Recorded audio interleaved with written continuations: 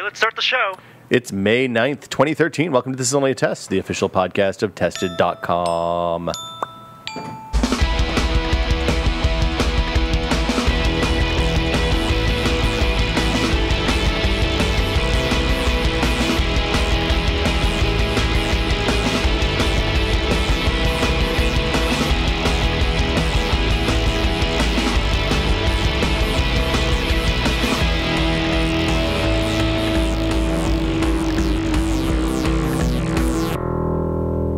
I'm Will Smith. Joining me today, Norman Chan. Norm, you're bouncing happily along with the music. How you doing this morning, sir? It's fine.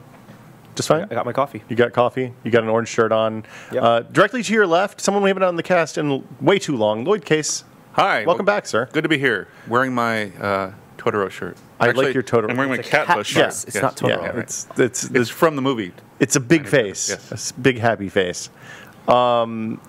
So I guess we haven't seen you since we did the PC build last month. I think that's right. Yeah, it's been about a month. Yeah, a little Huge while. success. It was good. How's that PC holding up?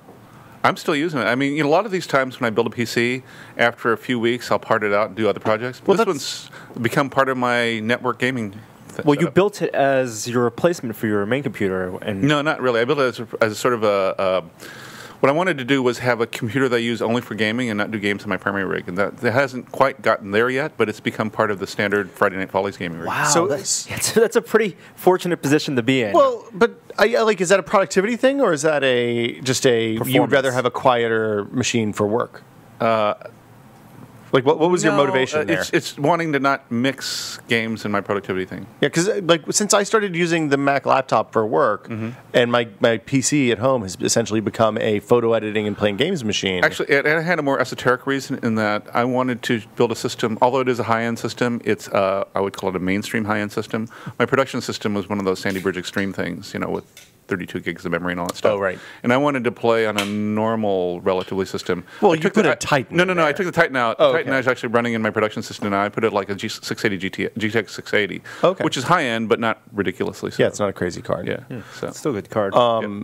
I just don't play games. Yeah.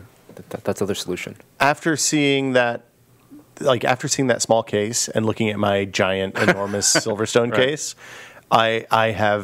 I've looked at like three different solutions. One is to jack up my desk so that the Silverstone case actually fits underneath it. you still put your desktop case on your desktop? No, it's too heavy. Yeah, that's. So but the problem is I have one of those sideways Right. rotated Silverstones, so it's just a little tiny bit too tall to even fit underneath the desk. You know what my personal favorite case is? It's actually one? the one I use for my production system. It's the Corsair Obsidian 550D. Ooh. It's the one that's insulated, so it's actually That's also quieter. pretty massive. It's not. It's about the size of a normal mid-tower. Yeah. It's a little seen deeper, it? so you can put a longer graphics card, but it's not taller. So It's pretty. I mean, it's a beefy mid. It's a full-size Yeah, case. it's, Yeah. I had It's a asked mid-tower, but long. So I investigated other cases. I asked you and Nathan Edwards, who also writes for the site, for suggestions, and both of you recommended that. He recommended a I can't remember. It's a case he did in the last Maximum PC roundup that he did. But then I just decided I'm going to deal with the case being too tall, and maybe I'll jack up the desk a couple Well, inches. the thing I like is that with the Titan and Sandy Bridge Extreme, 32 gigs of memory, 3 hard drives, and an SSD, you can't hear it when it's idling.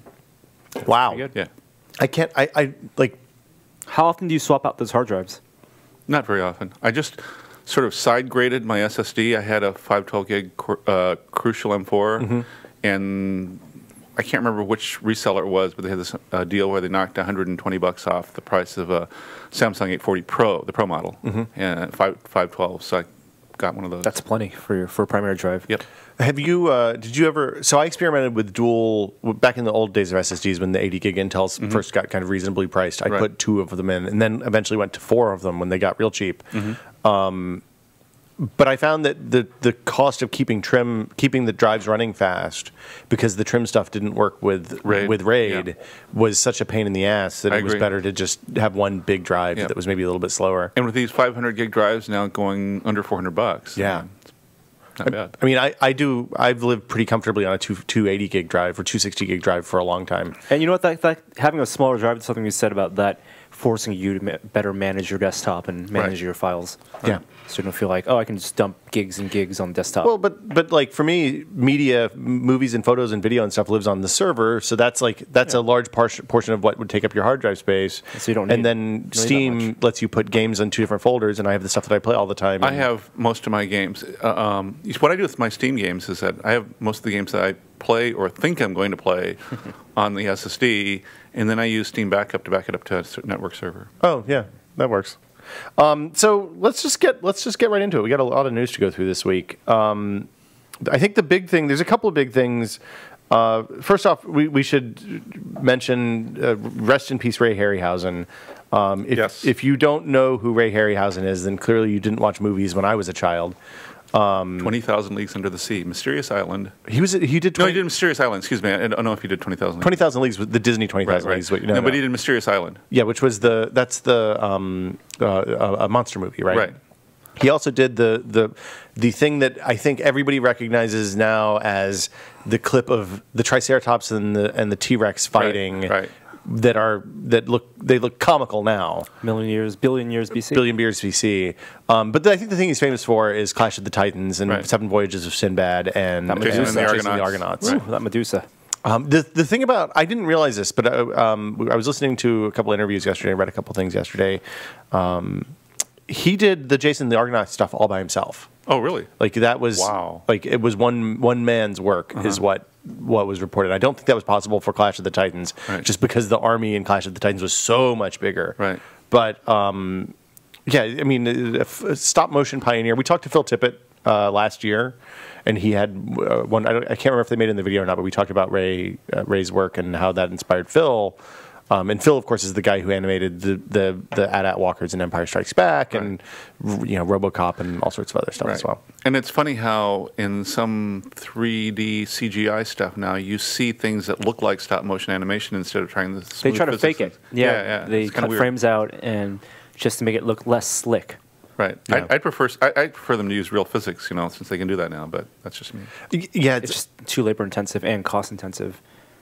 to do stop real motion. physics? Stop motion. No. Yes. No, what I'm saying is that if you're doing CGI, make it look real. Don't make it look either too fast or fake stop motion. I think they're trying. I think it's still a limitation of their algorithms. Well, for a while there were really bad ragdoll. Somebody was selling a ragdoll package that was terrible. I've talked about this before. It is a huge peeve of mine because it ruined, let's say, Return of the King and the first few Harry Potter movies. That was massive. If the prequels weren't ruined, the Star Wars prequels weren't already ruined, Episode 2 would have finished them off as well. In all the Peter Jackson movies, they were using Massive, which was their army simulator. And Not the army stuff. Like when Legolas rides the Oliphant. with that. And grabs onto, or the troll fight in Fellowship of the King think of when its they're time. flailing. Yeah. It's terrible ragdoll. It looks like 50s cartoons. He should go back and redo it. Absolutely, they should go back and fix Return of the There you King. go. Yeah. You heard it here first. Do you want to talk about Creative Cloud?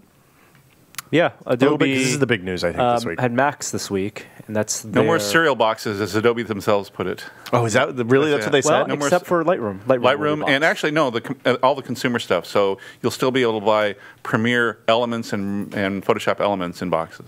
Which It's is, just, I mean, not the Creative Suite. well, and just to be clear, like I lived for a really long time on a copy of Photoshop Elements. Mm-hmm. If you're still just do that. resizing images and cropping and doing stuff like that, and not Right. doing pre-press stuff, Right. it's fine. Right. It's a great piece of software. Of course, there's a bunch of other equally good, similarly priced Right. photo editors, but the big deal this day is that they killed the box, the CS Creative Suite is no more. But it's not just the box they killed. They killed the ability to buy a perpetual license for those high-end products. So is this a piracy? Is this to answer No, to piracy, or are they just moving to software What as a they did service? last year was they announced Creative Cloud, Right. and they launched it, and it was they had both the Creative Suite version, which is the perpetual license, which for a full Creative Suite CS6, it was $1,000 or $2,000 for the full But that's package. for like Well, individual- Photoshop, yes, Premiere, yes. That's for InDesign, everything. Yeah, Fireworks, everything. Dreamweaver. It's for the full buffet, all right. And they had a subscription model, which they said people loved, and readily adopted, and there was very little resistance against that because it was alongside these other products. And because of the success of that and projecting ahead... But the subscriptions were basically just online versions of CS6. No, not online versions. All it was the pay model was subscription-based. Okay. But what you get was a physical product that you just had to authenticate every once in a while. Okay. And it's the same as right now. So they said that because the reception of that was so good, and they were tying more cloud services, including storage and synchronization between mobile and desktop apps. And they bought a company, was it Behance, right? For some social community stuff. They wanted to really push those features, and so they put all their money on Creative Cloud. Right. And it kind of makes sense because Creative Suite had been updating once a year, but the features that were in Creative Suite that were coming out were becoming less and less impressive. And the pricing model has changed. Remember how they had 4 different versions of the suite? Now you basically either buy or rent or however you want to subscribe to one app or all of them. I mean, there's no really in between. So let's lay out the pricing model. What you can do is instead of paying the $2,000 for a perpetual license of Creative Suite, which, to be fair, they will continue selling CS6. If you don't want to do Creative Cloud, you can buy CS6. They just won't put new features in there, but they will bug fix security it, patch it, security patch it, and they'll even Adobe Camera Raw will be updated. So if you have Photoshop, it will support new cameras, but it's $50 a year or a month. For access to all of those products. So it's five products. It's Photoshop, Illustrator, InDesign, Dreamweaver, and Premiere Pro. What happens to After Effects? I thought it was all of them. Oh, I think it's all you can eat for $50 a month. $50 a month is everything, but they did kill Fireworks. Did anybody use it? I used it in 1999 when I needed to make animated GIFs. Right. I don't know. You can do that. You can do that in Photoshop now. Yeah. So what you get in addition to just access to those services, and when I say access, it is you download the installer, you install it, and all you have to do if you're paying monthly is check in online once a month to activate. So it's not even like Steam. It's not like Steam. It's not. These aren't web-based versions of these apps. Yeah, They're real desktop Steam is local versions, but Steam you have to authenticate every time you start your computer. Or set its offline mode. Here, offline mode is kind of like the default mode, but once a month, it will just ping the server and check for updates. So what happens if you're someplace that you don't have internet access during that once a month? I mean, if you're paying for the monthly, then... The other thing is you can buy an annual, right? And then only checks once every 3 months. 100 days, yeah. It's like the only thing that concerns me about this kind of online authentication DRM stuff is that a lot of people do work in places where they may not have reliable internet access. And if you can say, okay, I'm getting ready to go on a trip and be gone for a week, I want to make sure that I check before I get out. Right. Yeah, I think you can do that. Okay. So in addition to $50 a month, it's pretty expensive. I mean, for most people, most people don't need all those products. You can do individual licenses. So if you just need access to a Photoshop or Illustrator, it then becomes $20 a month, which is very reasonable. I think. I think that's reasonable. Photoshop is a very powerful tool, and also if you're upgrading, so if you already have a license to CS, it is either $30 a month for the first year, or $10 a month per individual app. So the only thing that I don't like about this is the thing that you just... Are they going to constantly update these, or are they going to still be on that's the whole idea. cycle? Every time they have a new feature that they think is cool, they'll roll it out immediately as opposed to wait for the next release. Okay, so that's a good thing. The thing that I don't like about this is that you actually said it, Norm. The features, the upgrade features, haven't been that compelling for the last couple of iterations. Well, they made a big deal out of you can mark the killer app features for the past 4 years. They had perspective correct, content aware, and stuff like that. Content aware fill. Yep. And now it's with camera deblurring, and these are powerful features, and they're making use of the CPU power available now. Under the hood, also they're adding more and more GPU acceleration. Right. So the GPU acceleration was the big thing in CS5. That was adding OpenGL for compositing and stuff like that, but now they're doing more OpenCL stuff. The blur filter gallery in CS6 is all OpenCL. Oh, that's interesting. And they're going to move forward with more of that in the future versions. I mean, the argument people are going to have, and I think the legitimate argument people have is that many people, myself included, buy a copy of Photoshop every, say, 3 versions. You could be running a version of CS3 until... Well, a copy of Photoshop when you buy a full version of Photoshop, how much is that? $600. Well, regular version $600. The Photoshop, what do they call it? They don't call it enhanced. They call it something. Photoshop Extended is like in $1,000. And that's the one that does all the pre-press steps and all that 3D stuff. and all that stuff. Yeah. So let's just say for the most professionals, $600 for one license. Divide that over $20. It's 30 a months. month. Oh, for $20 for one app. Right. Then that's 30 months, right? 30 months. So that's about 3 years. Right. So I mean, it kind of works out. The math is fair if you're upgrading. And there's also educational pricing. Do they spin those every year, or is it every 18 months? The new versions of CS? Yeah. Every year. Every year. They have for the past 5 years. Okay. But now they're going, of course, there's no, it's like the internet now, right? It's like web services. There's no new version. They just roll out stuff as they finish. It's just called cloud. Yeah.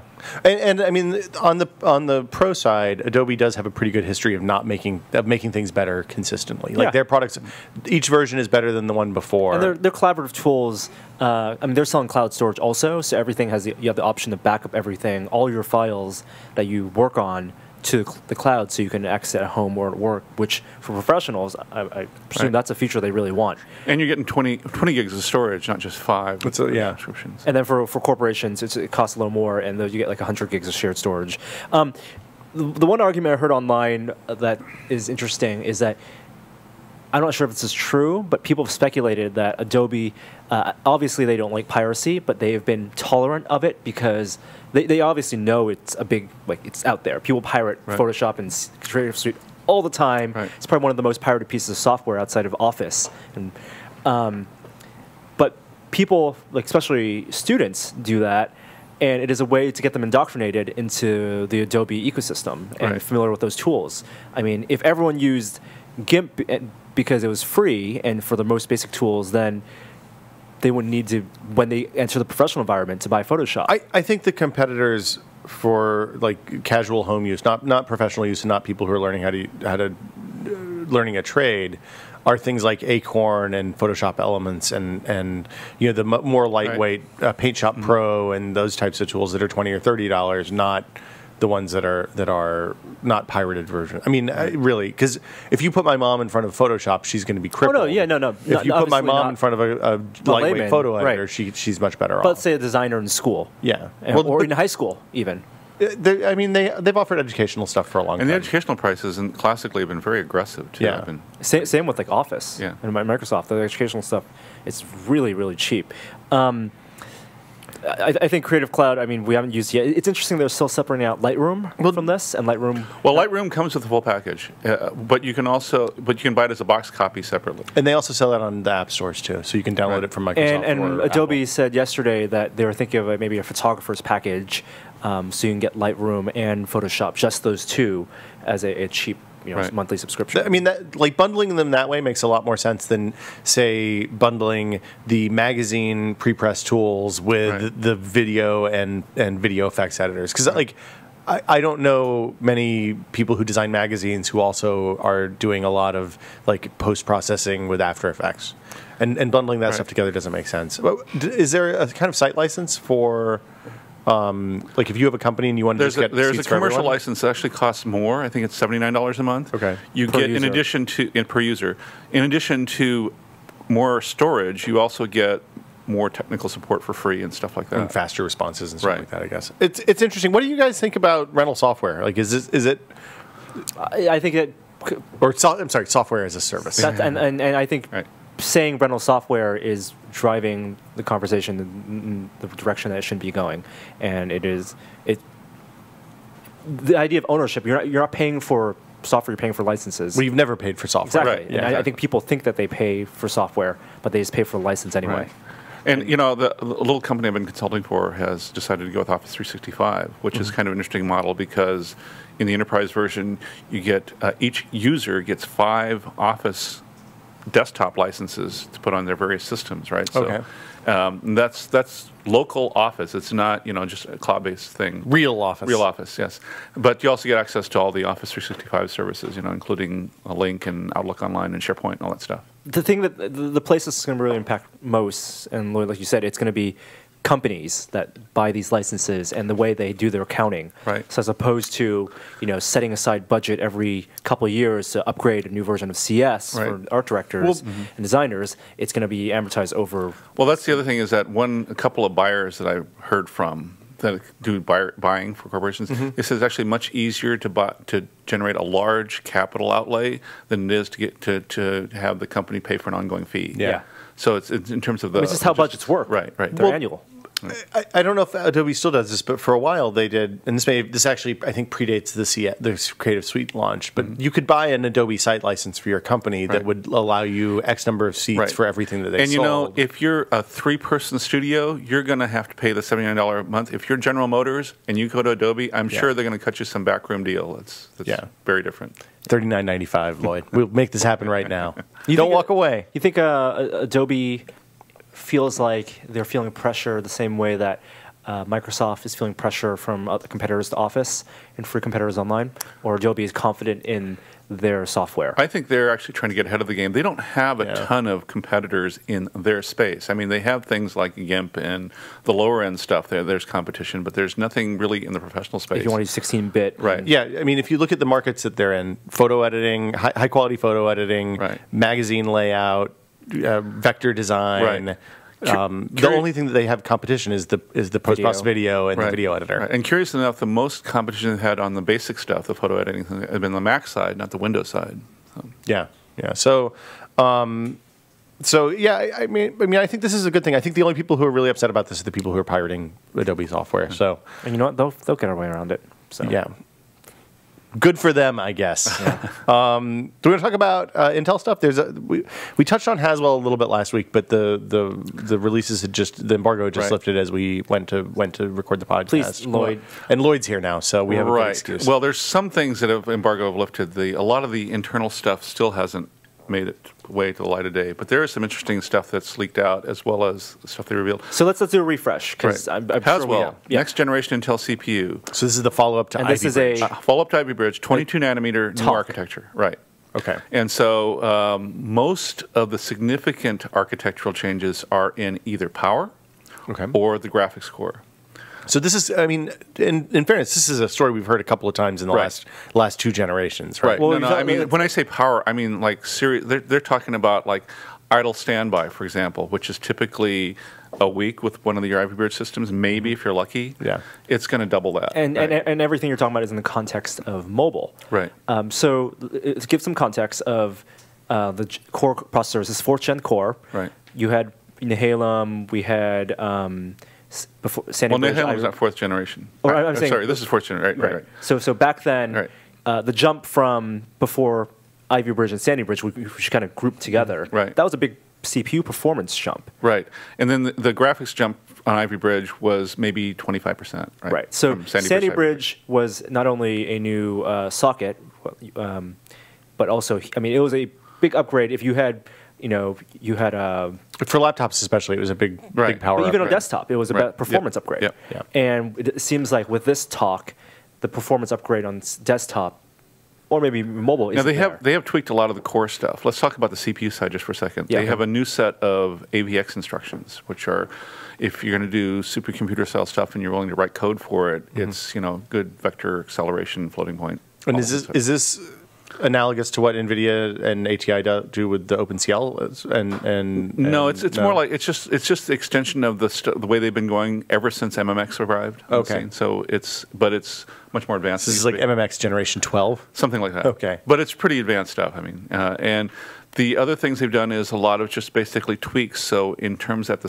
same clock rate, you're going to see the typical 10 to 15% faster performance on average. So you will actually see CPU performance, and that's by improving like out of order execution. And all sorts of stuff like that. Bigger buffers and all that kind of stuff. Bear in mind that this processor is going to cost Intel more to make because it's going to use more die space. Mostly because of the graphics core.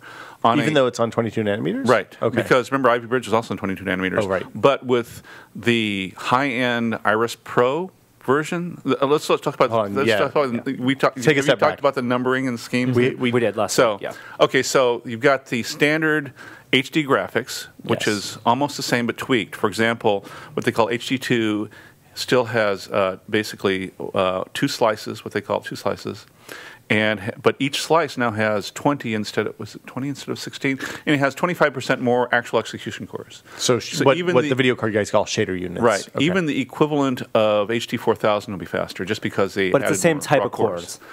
They've streamlined. I mean, it's full DX 11.1. Yeah. So they've added a bunch of stuff to it. So I mean, no major architectural changes Right. for the basic HD graphics. Right. Okay. Now for the Iris stuff, they basically added an entire new slice. So they've added 50% more stuff. Wow. In addition, and each slice is 25% more than the previous slices. Right. So if you think about it, in terms of like the processor that's in these Ultrabooks, the dual-core CPU with graphics, that die is going to be much bigger. In fact, 2/3 of it will probably be graphics now. Wow. So. Okay, so How much of this is leftover stuff from Larrabee and their attempts? Oh, there? nothing about Larrabee. There's very little Larrabee in there. Okay. It's more like I was talking to the chief architect, and a lot of this stuff goes way back to the Intel 740 still. Oh, wow, really? Yeah. Things like the texture units and stuff like that. Wow. The execution units have changed radically, but there's still some holdover from the old 740. Enhanced and tweaked and, Well, the 740 was what, a DX7 part? 5, I think. 5. Yeah. It was a Wow, great, was that great, long ago? Yeah. Great primary card if you put a 3FX card next to it. Right. So when you say the slices, we should explain what the slices do, because this stuff matters. It's just basically you can think of a slice as a building block, and it contains all the execution units. It contains one version of the dedicated video engine. Okay. Basically, it's a complete graphics core, and one slice is what's in what Intel calls the HD 2500 right now. So one slice is basically the smallest unit of an Intel graphics card. Right. Okay, and if you add more, then it scales up because graphics cards and are they add them in scaled discrete parallel. slices. Right. Okay. So every time you add a slice, you add more texture units, you add more ROPs, you just add more everything. More ability to do shader calculations and stuff like that. Now, the other thing that they're doing on the very high end, what they call the Iris 5200 Pro, is they're adding EDRAM. Oh, on the die. Yes. Wow. No, not on the die. Okay. What happens is that it's a package. So it looks like a single chip to the naked eye, but it's really a package consisting of 2 dies. Okay. That they then wrap the heat spreader around and all that kind of stuff. So is the GPU, CPU on one die, and then the EDRAM is the second die? I can't remember if the EDRAM is a second die or 2 separate dies itself. Okay. But anyway, it's 128 meg. That's pretty much public knowledge of EDRAM. The cool thing about it is that it's usable for anything, not just graphics. Oh, It's another cache. So you can use it as a huge cache. like an L4 cache. Mm-hmm.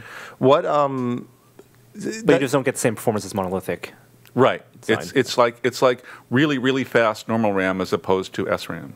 kind of like you have video card, Right. traditional video card has Right. a dedicated pool of fast memory. Right.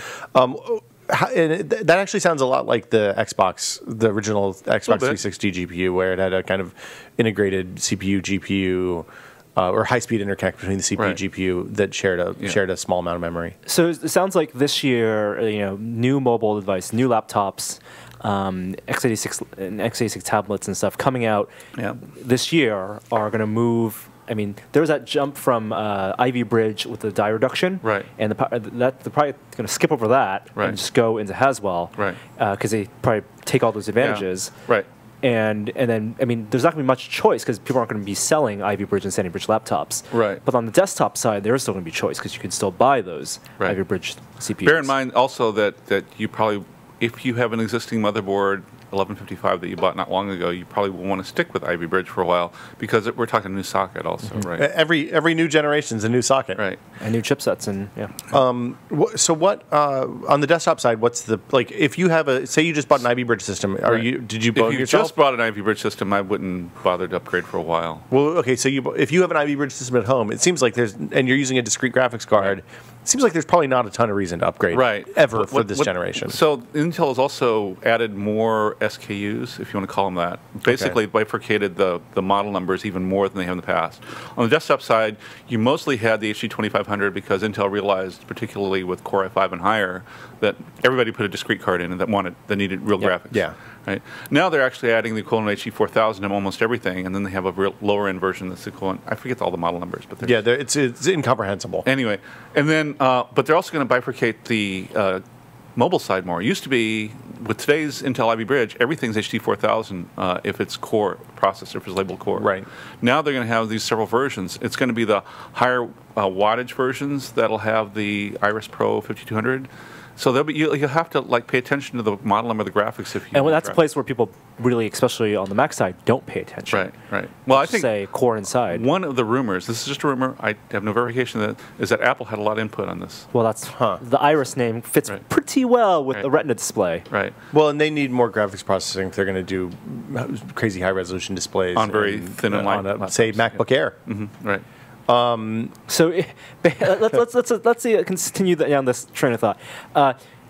Given the lineup for mobile, is there a processor that's low enough wattage that would fit in something like a 13 or 11-inch MacBook Air that's comparable to what's in there now, but would also have the graphics power to run something like a high-resolution display? Yeah, I think so. It depends. There's going to be. I can't remember. I actually can't divulge all the wattages yet. But there'll be versions that'll be suitable for something like a 13-inch. Certainly, that'll run a 13-inch with a Retina display. The 11-inch, it'll probably end up being a little less powerful. All the TDPs for these various are lower on the mobile side than they have been in the past, even for more horsepower. So you're actually getting some. And what type of battery life extension are you talking about? If you're talking about just correlation between TDP. Again, like I said, the idle power on a 13-inch laptop will probably go to a couple weeks now. Right. I mean, the rumor that I've seen posted. Norm and I haven't been briefed on this. The rumor that I've seen posted was 11 watts TDP on the low end idle, like not sleep idle desktop. I mean, use, they're which is crazy. even talking to some extent. I don't know for things like convertible units, 48 watts. Wow. It's bananas. Good time. I mean, it's all good. It's good for both on the Mac side and on the Windows side. Because one of the big complaints for x86, Windows 8 slates, is that the battery life is just not great, especially on stuff like the Surface. Yeah, they divulged at last year's IDF that they've added a whole new set of sleep modes that really can go into deep sleep really fast and switch back and wake up really fast. So you can actually do it on the fly kind of. So it extends both your waking battery life as well as when you're asleep battery life. Right. I mean, and the fast resume is the big difference between the ARM stuff and the x86 stuff that I've seen so far. The Intel also released some details about their next generation Atom processor, which is North something. I thought it was South something. I can't remember the code It's a name. cardinal direction. Anyway, the neat thing about it is it's an out of order engine now. Really? Yes. That's a big change because traditionally it's been like it started life as kind of a modified Pentium 3 core, right? Right.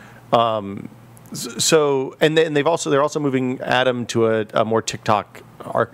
Right. We didn't explain TikTok. I feel like we've explained this 30 times over the last 3 years. Right. But yeah. So TikTok is Intel's development model where at the TIC they'll take an existing architecture and put in a new process, smaller process technology.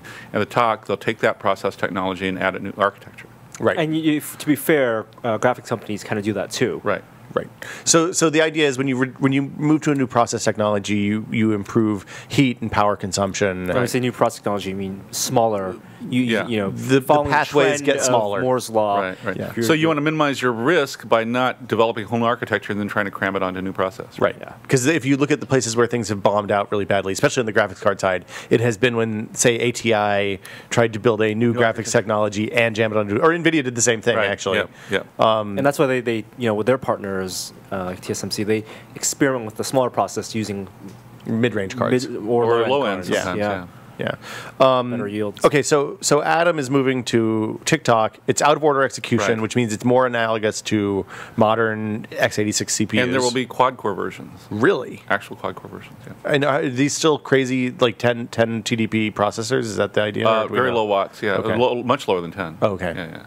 So, I mean, we're not going to see a return to netbooks. Basically, though. what you're going to see is a crossover point between Haswell and the new Atom on the at low sort end, of on the Haswell, tablet, on the high end. at the tablet SKUs, right? Okay. And then, or those convertible things, and then Atom will go lower down to smartphones, and Haswell will go higher. In theory, at least. In theory. x86 smartphones. We haven't seen very many x86 smartphones yet. Yeah. I mean, we've seen a couple of kind of proof of concepts. Mostly but- overseas. Yeah. China, Lenovo, and Yeah. and that's a good point because Windows 8 right now, there's a lot of confusion about what version to get. People even if you look at like a Lenovo and you're using a Yoga 13 right now, the difference between a 11 and 11S, x86 and ARM, but then there's also the Atom version, Right. and it's very confusing for people who are looking to buy a notebook replacement that's also kind of like a tablet. I think I think that Kevin Krull at Microprocessor Report, the way he put it was, this is finally Atom done right. And I think we're going to see performance equivalent to some of the older Pentium processors at much lower power. So when you say older Pentium processors, you mean like a 3-year-old laptop? Right. Pre-Sandy Bridge, basically? Right. I mean, that is an entirely usable laptop. If you look at Norm's, your MacBook Air is a pre-Sandy Bridge. It's Sandy Bridge. Oh, it's a Sandy Bridge, okay. Yeah. It's interesting to see this happen. Atom kind of got a bad rap with the netbooks. Yeah, one thing they didn't talk about, this new Atom architecture, they just talked about the architecture. They didn't talk about individual processors yet. So there's no word on, for example, what graphics they're using or any of that stuff yet. I have to assume with the Atom stuff, they're working closely with OEMs and are just going to put out SKUs that those guys want for tablets, the current Atoms, all the current Atoms that I'm aware of use a variation of Power VR processors, graphics processors. Right. Okay. Do you want to talk? Let's completely change tracks here, let's talk about Windows 8.1 a little bit because Microsoft this week confirmed that the Start button's coming back. Okay. Not the Start menu, the Start button. Just the Start button. And wait a minute. What does that mean? It means that when you press the Start button, you go to the Start screen. You go to the Start screen. Okay. Which is the new Start menu. Right. Yeah, Metro style. So you don't actually so if you have a 25-year-old IBM keyboard like a friend of mine still uses, your mouse will now actually be able to get back to the Start menu as opposed to not having a Windows key on your. No, you can go to the Start menu with the mouse. You just go to that spot in the lower left-hand corner where the thing pops up, and nobody ever.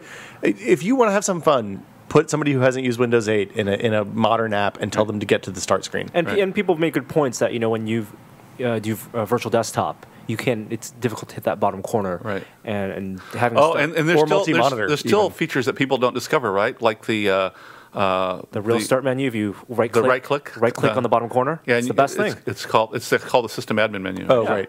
That's the most powerful menu in Windows 8. Right. Yeah.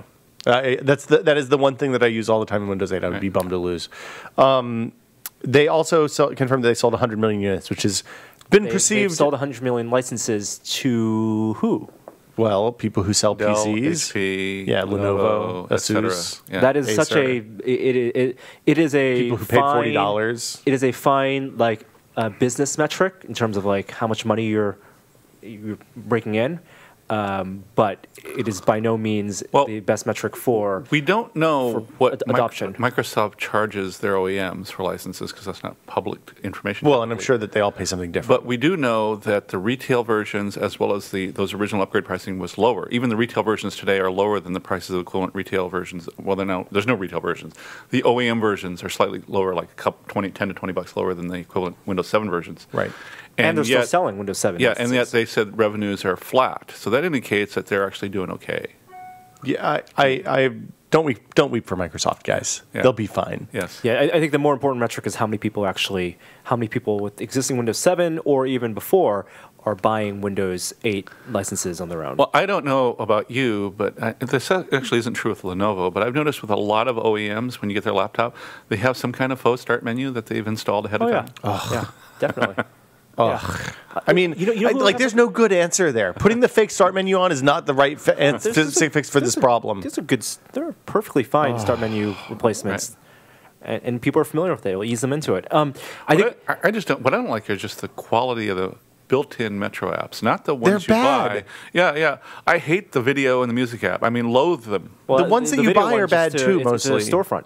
Right. But you can't. Playback control is much more limited, and there's just a whole bunch of things just wrong with it. The essentials are there. The photo viewer. Twitter is finally here. The first thing I do on a Windows 8 machine is set the default photo viewer to the desktop one. Right. And it's still there's the problem of if you want to launch IE Metro, you have to set it as your default browser, and so there's a lot of inconsistencies between desktop and the modern stuff that doesn't seem like they're addressing.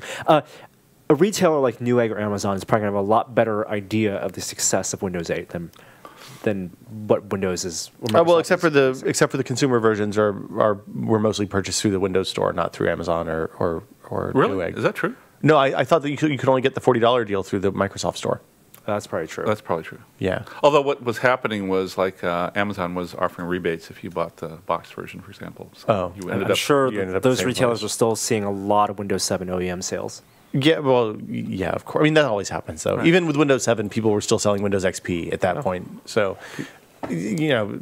And they would still be buying Windows XP if they could, I'm sure. I think, have you used Windows XP lately? You know, I had to install it for a little project I did a couple months ago when I was still at PC World. Okay. And it's like, oh my God, my eyes. I couldn't believe how garish it looked. Yeah, it's you kind of forget. Like I was working on a computer that was hooked up to some diagnostic stuff a few weeks ago. I was like, wow, this feels like about 20 years ago. And it was, I think this was 10 years ago. NASA still uses it. Yeah, that's my problem. Exactly. But how oversaturated all the colors are is like, wow. So blue and so everything's so fuzzy. It's not designed for my 2560 by 1600 panel. Right. So yeah, the Windows 8.1 stuff is interesting. We talked about it a long time ago. I'm not going to belabor it anymore. What's more interesting is, and they haven't talked about this yet, but whether they'll offer it as a really cheap price or free. It's got to be free. Yeah, it's a service pack. Yeah. It's got to be free. If they try to charge another $40 for that, people are going to lose their minds. Right. But what if they say you'll offer it to you for $14.95? I would still lose my mind. It's not worth. I just go. If I had to pay $14.95, I'd just go reinstall Windows 7, call it a day, give up on Microsoft at that point.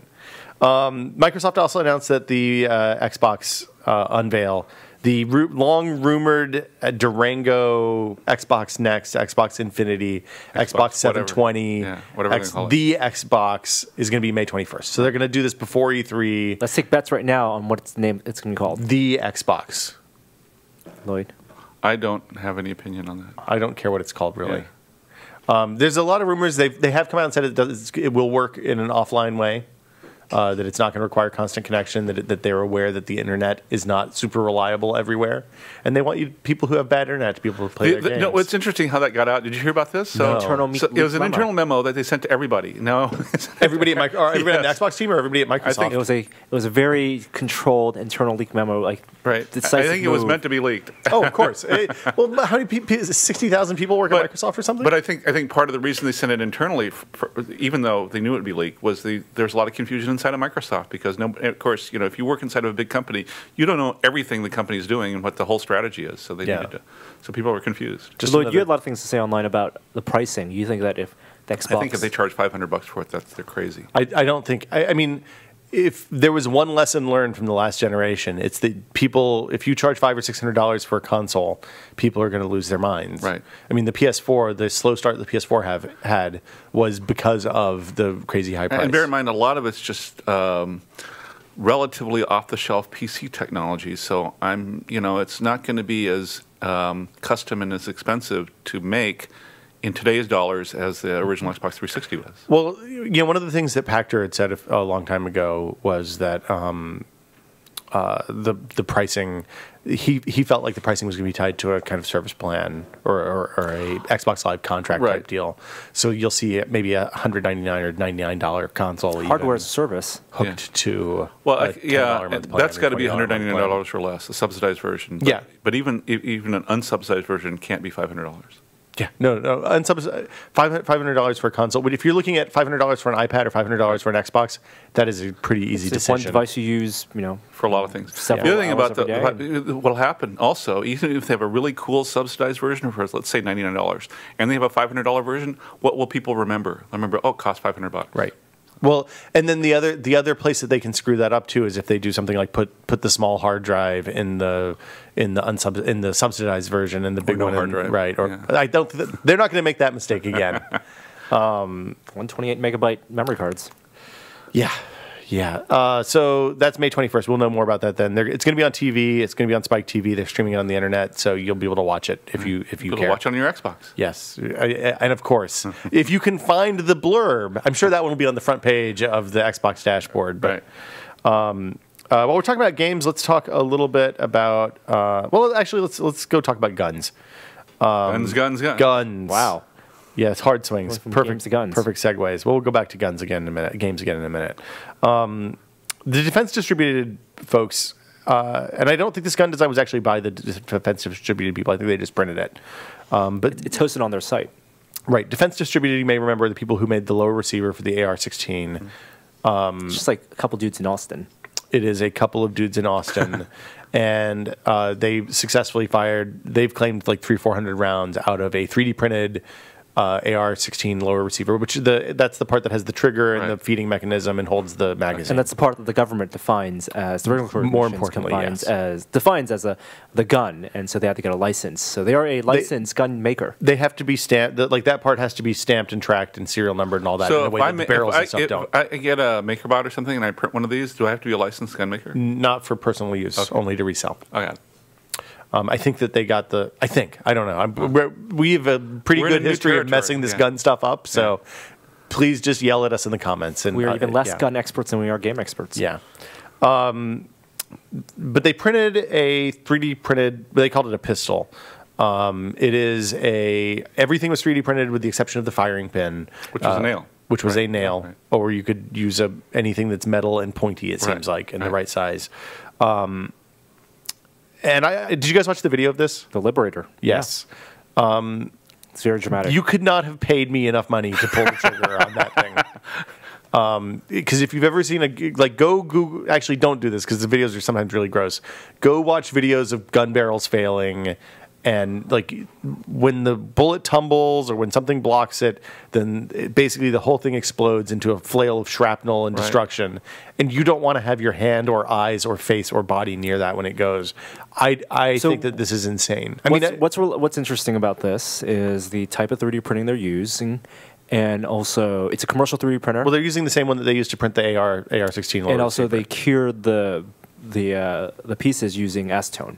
Oh, so they're doing so one of the things we did the acetone bonding process in the MakerBot mystery build a few weeks ago, and what it does is basically you build a vaporous cloud of acetone when you're using ABS, which dissolves in acetone. It essentially softens the areas of the model that are exposed to the acetone, and then when you lift it out, then they dry off and reharden. So it's kind of like blowing an ice sculpture with a hairdryer. It makes the outside nice and smooth, adds some structural rigidity, and I didn't realize that they were doing the curing. That's interesting. A cloud of acetone. No matches around that, I hope. No, we just do it inside the MakerBot. It's perfectly safe. Why would you not do that? The heated build platform. Let's just get the temperature exactly right. So people who I know who are gun experts describe this more as a zip gun than a pistol. It's more like I don't know if you know what zip guns are, but basically you cobble together something out of some pipe and rubber bands and a block of wood, and it's the equivalent, the prison shiv equivalent of a pistol. What they do in movies. Right. Yeah. Kind of a handmade musket. Pretty much, yeah. Typically, I wouldn't shoot zip guns either because I value my hands, but it's the same kind of thing. And what's happened though is the genie is essentially out of the bottle. People are going to be able to do this. You can't print this stuff on a MakerBot right now. It won't work. You're not going to get the quality and precision that you need in order to have the what worries me is that somebody's going to try and get hurt doing it. Almost certainly. Yeah. It's only a matter of time. So don't try this at home. The people who watch this shoot, I think somebody from Forbes watched them shoot this thing. They got at least one shot out of each one. I don't know how many more beyond that, but yeah. So you can 3D print. I would have if you had told me 3 months ago, I wouldn't have said this was possible. Shooting guns out of plastic. I thought it would be inevitable, just not quite this soon. Yeah. And they're only going to make them better and more reliable. Right. Well, that's the thing. One comment I saw was that gun manufacturers may not be happy with this because if this takes off and people actually do more real guns, more real is not a phrase I know, but anyway, you know what I mean. Yeah. More gunnier guns. Yeah, right. Okay. Then there comes, and you might get interesting things like people could create replicas of actual guns. Well, the gun manufacturers don't want normal people to be able to make guns. They have the lock on gun making. Right. So it'll be interesting to see how all that comes out. Eisenhower had it right, man. It's all about the military-industrial complex. There's the crazy politics stuff going on with this, and I mean these guys have been raided by the ATF and all sorts of stuff at this point, so they're being watched very closely. But anyway. I talked to Patrick Norton at Textile yesterday morning about this, and he echoed.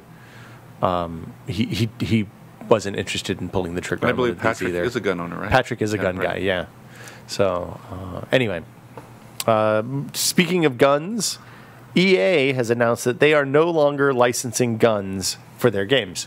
So you may not have known this, but when you play a game like Medal of Honor, Call of Duty, or something like that, and it has real guns in the game, they're paying money to the gun manufacturers to use the likenesses of their guns. There was a big story. I remember Eurogamer that did this that talked to the people who do the mediation between the gun companies. There are companies that like their job is to get the rights to the Walter Yeah. PPK for James Bond games. Yeah. Wow. Yeah, and they do this mostly for liability reasons, right? So they don't get sued for putting a real product in the game. But that's what they started as. Right. And then it became a point of pride of how authentic So you're talking about Black? of guns in games could be, which is I think in the article it goes against, like, in GoldenEye and how they had the fake guns, and those guns, like, were not licensed, but the names are now embedded in gaming culture.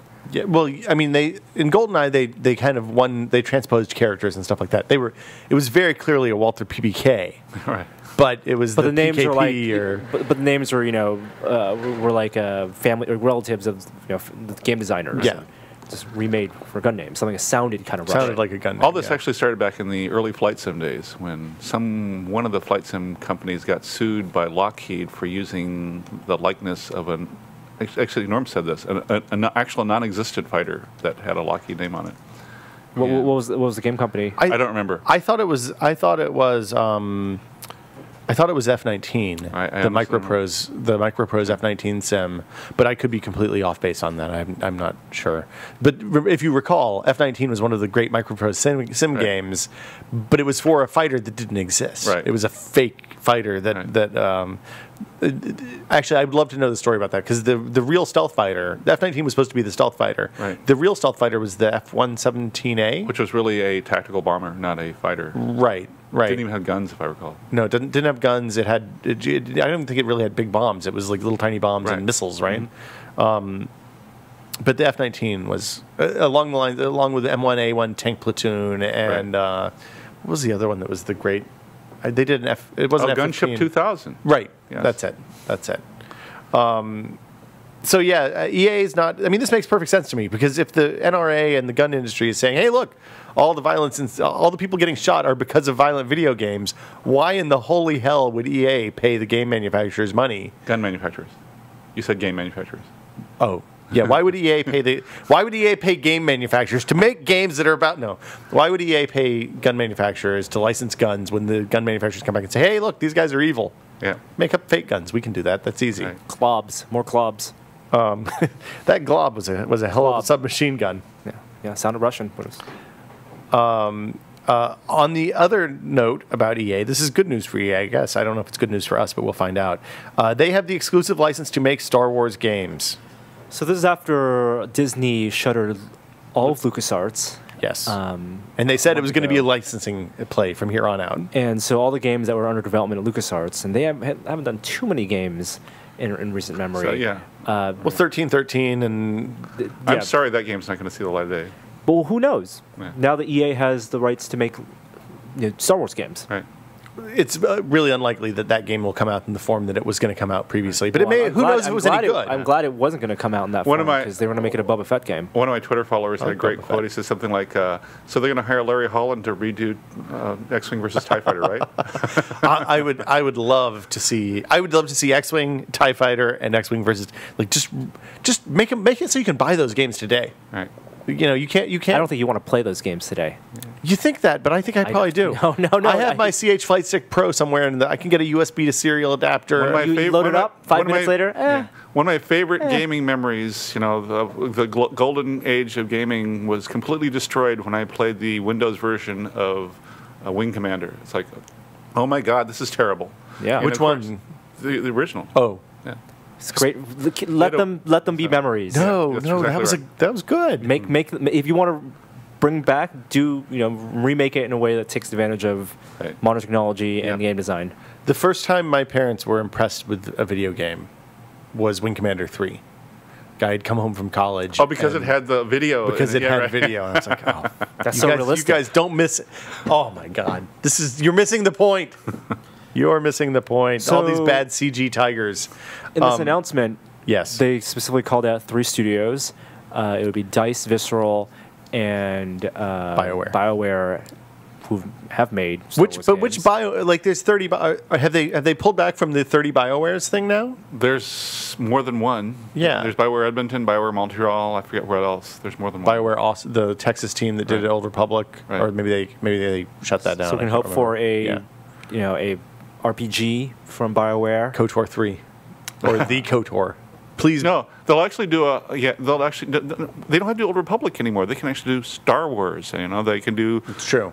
stuff. They're probably going to do stuff based on whatever movies Disney comes out with. Is what That is a pretty safe guess. I mean, if those movies are coming out in 2015, yeah. And turns 16, out and 17 and 18 and forever on. forever. Right. Yeah, it's the new Marvel.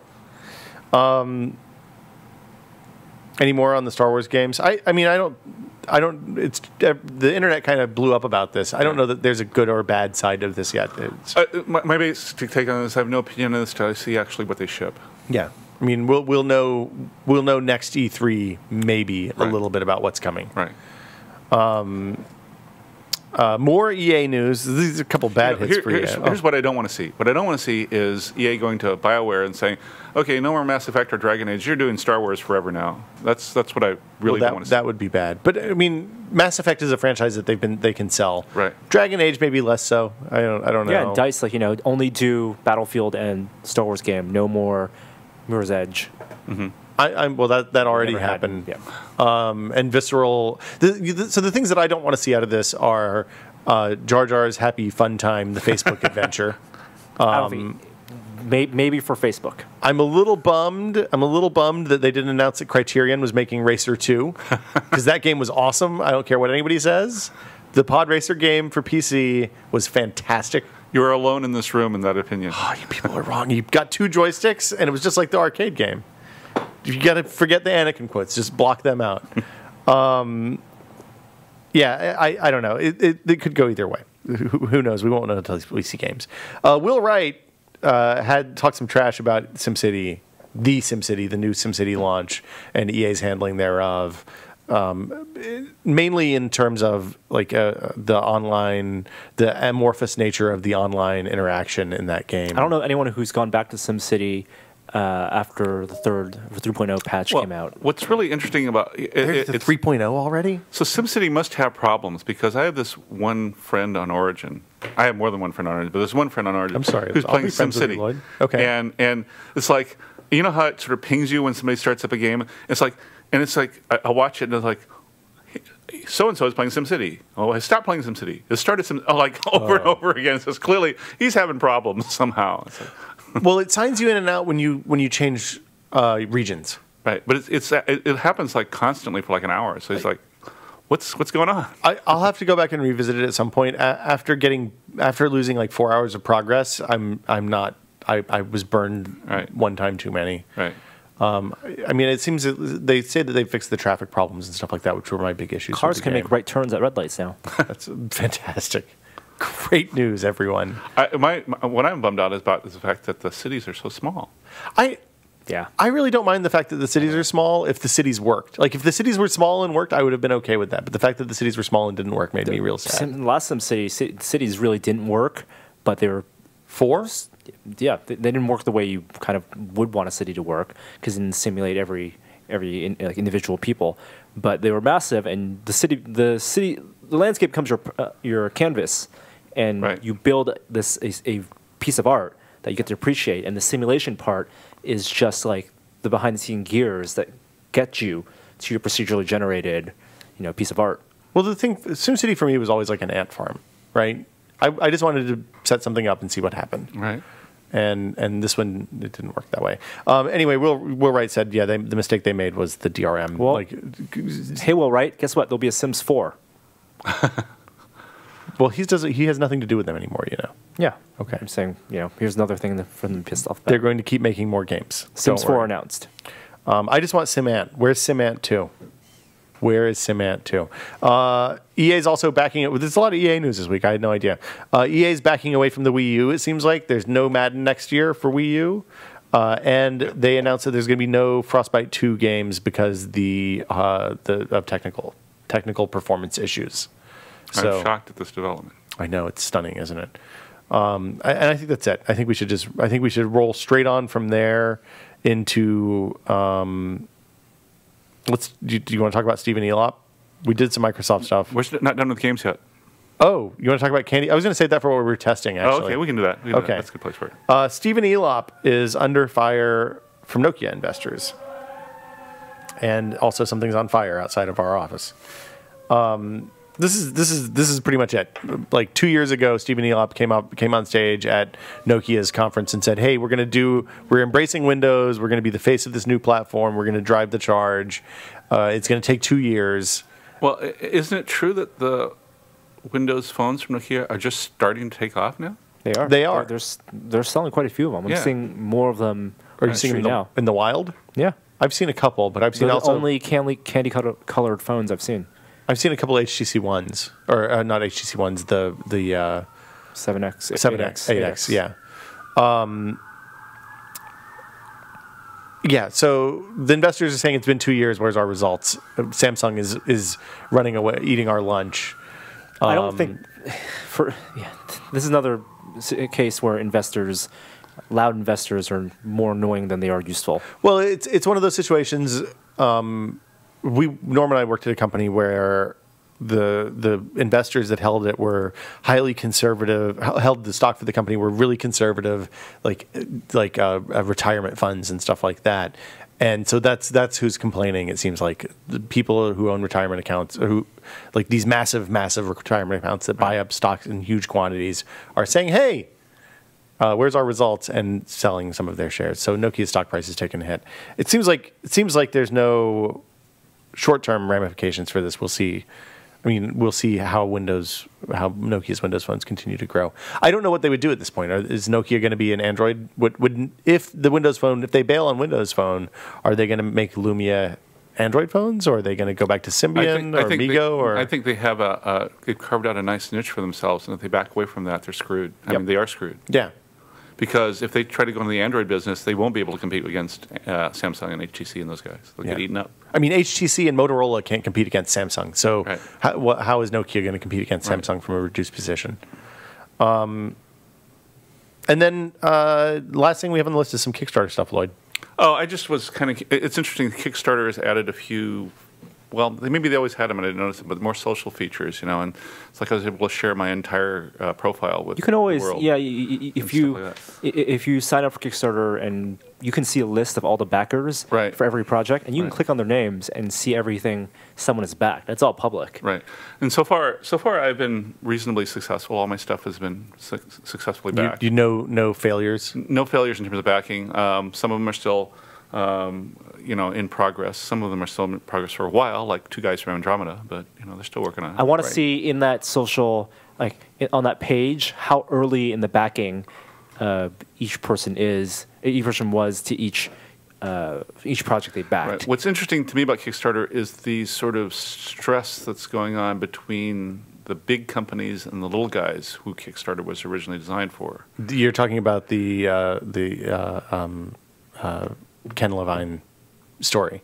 Well, I didn't read that story. You told me about it when I came here, but I've always been fascinated by that. Actually, my interest in that sort of came about when I backed the Veronica Mars movie project. And I thought, wait a minute, it's like I'm backing this thing, but can that movie absolutely would not have been made without Kickstarter. But I mean, it rapidly became like one of the biggest Kickstarter projects ever, and it's a very Hollywood kind of thing. And I think it was the right way to go about that project because Rob Thomas needed that as a proof of I know all the arguments. I'm just saying that it's interesting that he couldn't find an angel investor, for example, to do the same thing. Anyway, the other thing is in the board game universe, right? So used to be you had the little guys like Minion Games and the guys that did Alien Frontiers and some of the others, and now it's all the major board game companies are doing Kickstarters, and I think kind of generating huge revenues off of Kickstarter and kind of pulling money away, I think, from some of the smaller guys. Well, I mean, the challenge, as Kickstarter's gotten bigger, you need bigger projects to get big press out of it, right?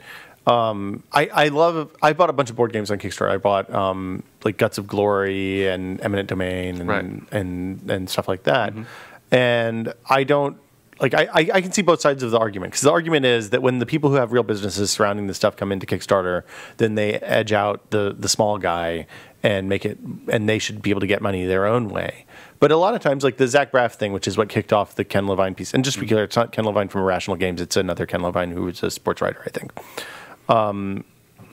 he said, look, the Hollywood money people are coming and they're going to ruin this whole thing. And as evidenced by Zach Braff's Kickstarter for his new movie and the Veronica Mars movie. But the Zach Braff thing he did on Kickstarter because he wanted to maintain creative control and didn't want to put his own money into it, I assume. And we know online communities are quick to turn and quick to, you can only fool them once. Right. And that's it. So now what's interesting to me is that on the video game side, even though the numbers have been pretty large in terms of the dollars generated, it's all been relatively small projects from the video game perspective, stuff that probably wouldn't have gotten greenlighted. Yeah. Because video games are expensive to make. Right, like, Shadowrun and the Torment reboot and stuff like Double that. Fine Project Eternity and all that stuff, yeah. Right, and that's really cool because, and we haven't seen a big studio come in yet and try to kickstart something. My bigger problem with Kickstarter and more of the physical products is that if it becomes a pre-ordering system for big companies to juice their pre-orders, basically. Juice the pre-orders Right. when they already have the money to get that manufacturing started. Right. I'm okay with small companies using that as a pre-order system because then they're in the part of the economics curve where the economies of scale really benefit from having the initial funding. But big companies, if they're using it as a pre-order system, if I'm a fan of a big company, that means I can only in order to get in on like an early copy of a physical product, I need to go through Kickstarter. And yes, and there's also some game store owners who have stopped stocking Kickstarter games because what happens is they'll stock some, but most of the buzz is off of the pre-order stuff, and they end up with these boxes sitting on the shelves that don't sell. Because the people who want it buy it on Kickstarter. Right. Yeah. I think this is all stuff that's being figured out. Board games especially is a weird market because the volumes are relatively low for the total number of titles shipped compared to, say, the Pebble Watch or something like that. Right. But there is this big ecosystem to support this hobby because the people who are into it tend to spend a fair amount of money on stuff every year. Right.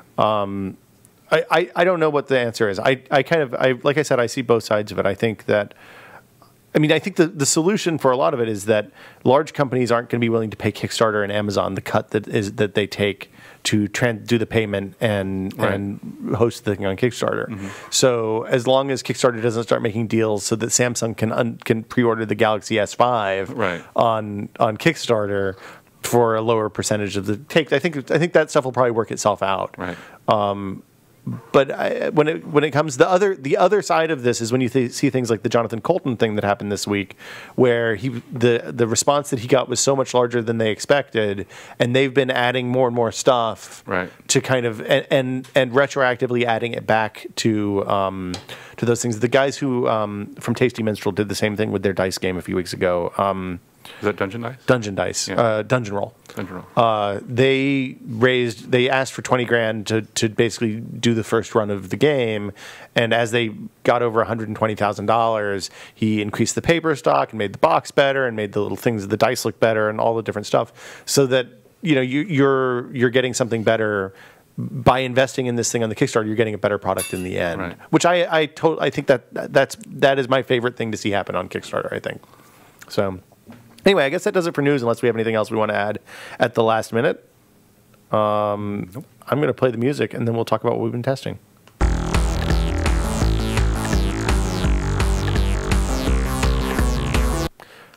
Norman Chan, what have you been testing? I've still been testing that Radeon time-lapse thing machine, and I'll be doing a video about that today. And also Surface Pro still. So the Radeon Time Machine thing is the time-lapse thing lets you rotate a camera at an interval time to work with your time-lapse photography. What's the coolest thing you've shot with it? City streets and cars moving. It's difficult to shoot stuff at night because the the sky in the Bay Area is very foggy. Yeah. You mean the sky in San Francisco? In San Francisco. Yeah. I'm sorry. Maybe not all of the Bay Area. I need to go 1 hour outside of San Francisco. You can come if you. I have probably 3 days a month that are really nice and clear down in Pacifica. Well, the other problem is, Pacifica is probably doesn't have the problem that other places do if the sky is clear, and that San Francisco and where I live, there's a lot of light pollution. It's pink. So, yeah. The mercury vapor lamps we have those for streetlights. So when I do like long exposure sky photography, I have to be Like there are 3 very specific areas in the sky that I can aim with my 50mm lens and get what I want.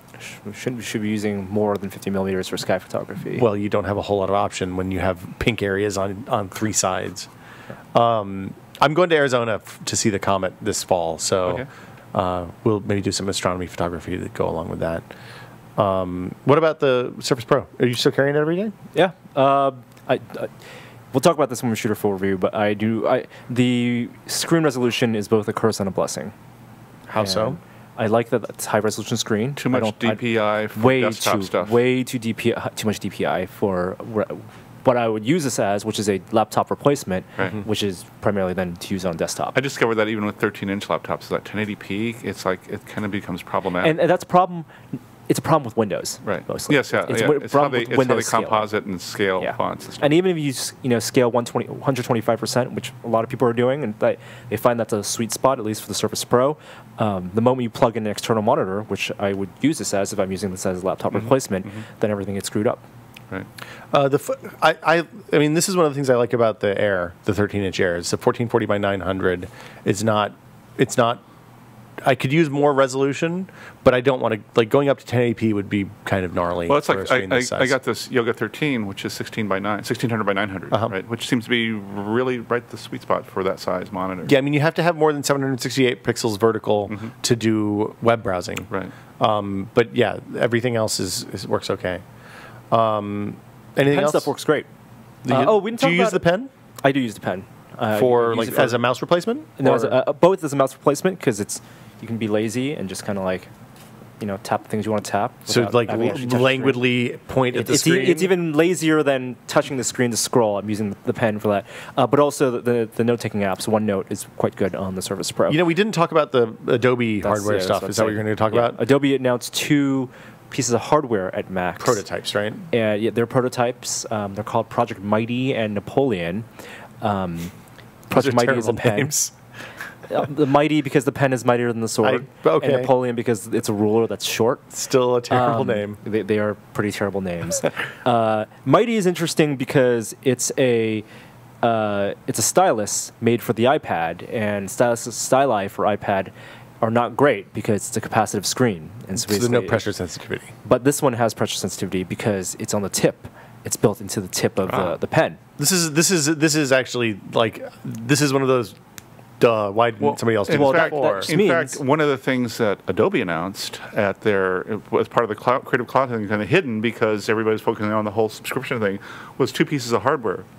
One was a pen like this. That's exactly what we're talking about. That. No. But the other thing that was cool was the ruler. Yes. Okay. Yes. So let's talk about the pen first. Mighty is a pressure-sensitive stylus, which still has a soft, fat tip. Right. So it's not like even like a Wacom stylus like where it's a soft tip. So when you push it in, it's almost like, I don't know what to compare it to. You can't do very precise lines, basically, even though the lines can be very fine on screen. And it only works with the Adobe apps because you need to have tether to Bluetooth to the So it has a battery then. It has a battery inside, and not only does it record the strokes and send it over Bluetooth and the sensitivity of the strokes to the iPad, which introduces some latency, it also sends that data to the Adobe Cloud. So whatever you draw gets stored in a database of things you've drawn in the cloud. You can pull that up on the app on any device that you've logged into. The ruler thing that you've talked about, Loyd, is interesting because it's a ruler in that you put on top of your iPad, but you don't use that as a straight edge to draw. What it does is has sensors, 2 sensors, and again sends data over Bluetooth to your tablet, and it projects a virtual guideline. Yep. And so the line that you draw, which can be a straight line or an arch, will be perfectly straight, which I think is very, very cool. Yes. For people who want to draw lines on the I want to see that more generalized to non-iPad stuff. And that's the thing. The Mighty is specifically designed with the limitations of capacitive touchscreens in mind, and it's working around. It's an end around. Not having a pressure sensitive screen or an EM screen like a Wacom, but there's still limitations. And I don't think that it's going to be. I'm not sure that people are going to adopt it as readily as the other like the Cintiq tablets. Well, we're on the top. I want to change the topic ever so slightly. when we're talking about capacitive touchscreens, because I've had this question several times from a number of readers. Okay. And I just want to elucidate on this. People have said, I want to get a touchscreen for my desktop touchscreen for Windows 8. Yes. And this is what I'm thinking about getting. There are a bunch of old school touchscreens out there that use optical sensors and are 2-point touch. They do not work well with Windows 8. You really do need a 10-point capacitive touch display, of which there are only a handful of fairly expensive models out there now, $300 to $400 and up. So be careful what you buy. Don't just buy your generic touchscreen, because what about that? What about that Leap thing? Leap motion. Oh, that's completely different. That's the whole gesture. But does Windows see that as a touchscreen, or is that like a weird third-party controller? I don't think Windows sees it as a touchscreen. Yeah.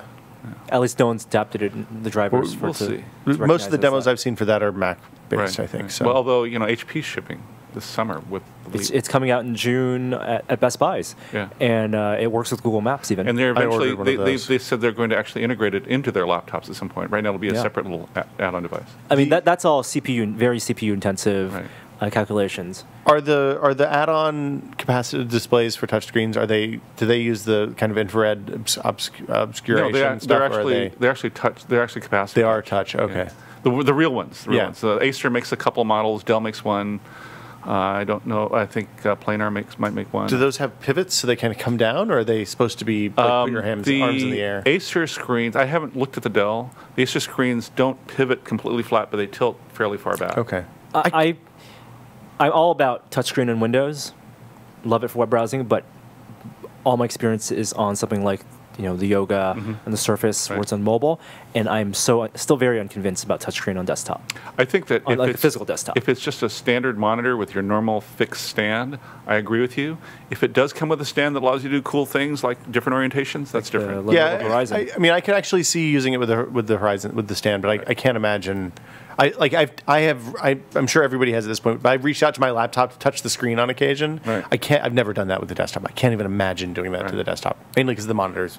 That's why Leap Motion, you can put that sensor up as close as you want, and you can rest your arm on the side of the table or your chair and get some gestural. Right. You guys see that Acer laptop? That weird one? Acer. It was Acer that has the weird flip laptop they announced this week.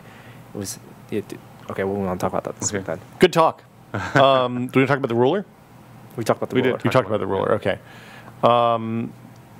I don't remember where we were now. Oh, we were talking about. Do you want to talk about Candy Box? Because Candy Box is real silly. Yes. Candy Box is a text-based RPG/adventure game, mostly adventure game, that starts out, you don't even know what it is when you first go to the website. It's a website, and I don't have the URL in front of me. I have it. It lost my save the other day, which completely ruined the game. Right, but it's a very weird game in that at first all you can do is generate candy and eat candy and throw candy on the ground. But eventually having enough candy allows you to do other things like go on quests, buy stuff, explore dungeons. Make a fire sword. Right, make different weapons. And Talk to a magic frog. Right. So it just it's kind of gross. And the weird thing about it, it has a lot of the characteristics of Facebook-style games in that some things take a fixed amount of time and you can't change the amount of time, or you have to wait for stuff to generate, like your resources. It's basically Farmville, Right. but ASCII text-based. Right. I don't see the appeal of this. But the adventures are pretty neat. I mean, they're kind of fun to do, and you go through the dungeons, and that's the appeal of it. The combat is actually surprisingly deep. Yes, there are a lot of choices, and there's some Twitch-based stuff. You have to actually time things right sometimes. Have you beat the dragon? No. I'm at that point now. I got to like 300 health on him, and I couldn't. We can talk dragon strategy Right. after. No spoilers here. Yes. The URL is candies, candies.anyway, ANIWEY.net. Right. So if you want to check that out, it works on every browser that I tried it in, but that was mostly Chrome. And it's just written in JavaScript, so people have hacked the JavaScript console to add lots of candy and stuff. Like that. That's cheating. Don't cheat it. Don't cheat at Candy Box. Norm's shaking his head if you're not watching the video. I've been working on my Arduino lighting thing again. So I have a dark pantry. It's a very dark pantry. Norm's seen it. It's hide a child in there. You could hide a child. I mean, for hide and seek. You could, yeah, like the kid could totally go in there if she was mobile at all. But it's also the entry into the crawl space in my house. Because in California, which is a silly thing, instead of putting the entry to the crawl space outside, at least in the houses in my neighborhood, they're all in the inside in the hall closet. I just have a daylight basement, so that makes life a lot easier. It's a daylight basement. It's like a real basement that you can go into. Yeah. Aren't you afraid you're going to be buried under rubble down there if the earthquake comes? I could be afraid in the Midwest that a tornado would bury me too, so what's the difference? Well, no, in the Midwest, you have to have a basement for tornadoes. My parents had the only house in Bowling Green that had a basement in their neighborhood. So this is a daylight basement to be here. I mean, there's at sort of roughly neck level, there's windows. Oh. Yeah. Okay. So you crawl out. Yes, worst right. case. Yeah, hopefully. Hopefully the house doesn't skip off the foundation and land on top of you. Yes. Anyway, our crawl space is a terrifying place full of horrors and fear. It's about when I ran Ethernet in the well, it's more the dead snails. It's where the snails go to die. That's terrifying. It's not terrifying. It's just gross. It was real gross. It's crunchy when you walk down there. It's like eggshells. Okay, first let me. First, you can't walk. Yeah, there's no walking. Walking luxury. The headroom is in the high spaces. It's maybe 20 inches. Right. So like I'm not a huge guy, but I had to turn my head sideways to get underneath like the floor stringers. There's like wallowing places dug out where you have to kind of shimmy under, and you have to turn your head sideways to get under those. There were literally thousands of dead snail shells that were old enough they had gotten brittle under there. Okay. Is there an animal you can send in there to clean up that for you? Chloe is fascinated by the hole in the floor. Like the hole in the floor is the most interesting thing she's ever seen, but she's also terrified. I would just get a giant shop vac and go and suck all that stuff out. I try not to go under there. Like I went under to run a water line to the refrigerator, so we could have ice in the ice and water in the refrigerator. And I went under there to run Ethernet in the house. And like aside from that, probably I'm good. But the benefit of but when I had to have electrical run to different places in the house. And one of the things I did was put an electrical socket down there right by the hole so that I could put an Ethernet switch in there. So my home run is directly under this hatch for the home network. And that's actually worked really well. But I have a 4-port, four power plugs down there, and I was only using one of them for the Ethernet switch. So I thought, well, let's do something different. So I have the dark pantry. It's about 4 feet deep and about 1.5 feet, 2 feet wide. And I wanted to put lights in that turned on when you open the door. Okay. Which are pretty easy to do with just a switch. You can just buy these stick-on lamps, battery-powered, with the sensor that just turn on. You say that. But I've done that. I bought a whole bunch of them, and I stuck them on, and they all are light-triggered. And it doesn't get light enough in the back of the pantry for those to turn on when you open the door, even with like the full blinding light in the hall on, much less if you come in at midnight and want to get a snack out of the pantry. Okay. So you can also get them with motion sensors. That would have been a completely valid solution to this problem, but it's little spotlights. It was a cool DIY project. I get it. I wanted an excuse to do something fun, Lloyd. Damn it! Don't take that away from me. I completely get that.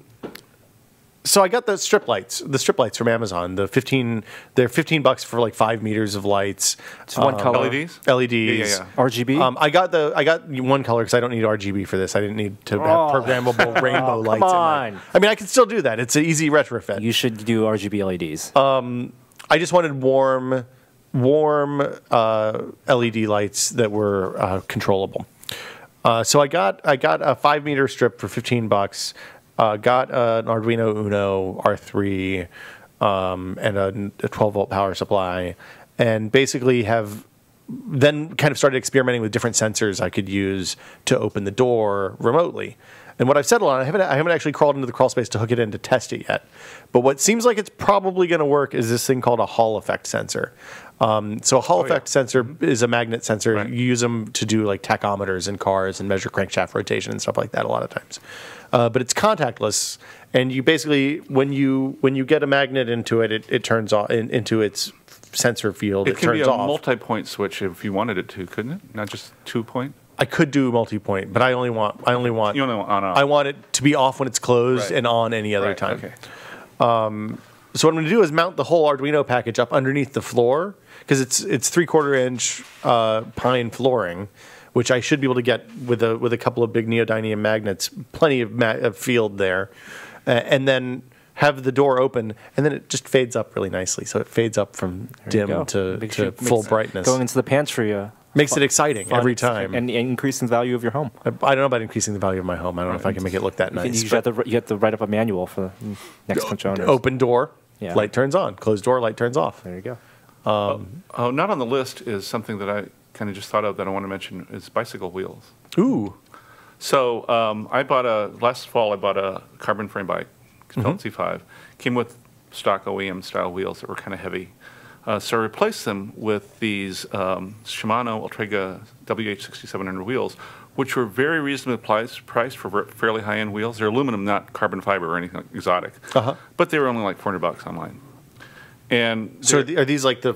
Are these like the ones that have like 4 struts in the middle? Well, no, they have fewer spokes than normal. They don't have 32 spokes. They have like 20 or something like that. Okay. And they're bladed. They're not round, which is kind of interesting. Oh, that's cool. But what's interesting about these is that these are designed for tubeless tires, right? Tubeless bike tires, yes, really? You can get tubeless bike tires now.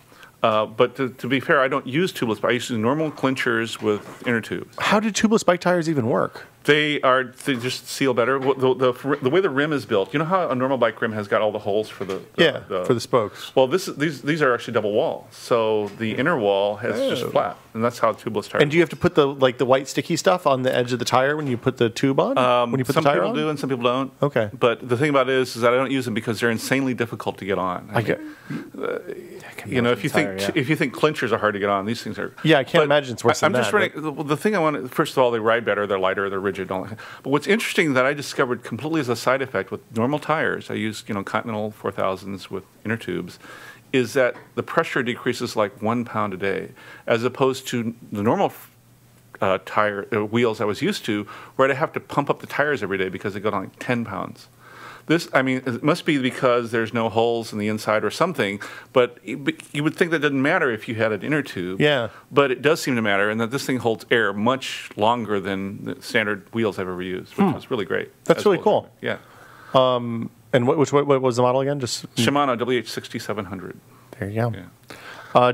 Lloyd, one of my favorite things about you coming to visit us on the podcast is you usually bring board games to talk about. Is it board game time? I did. It's board game time.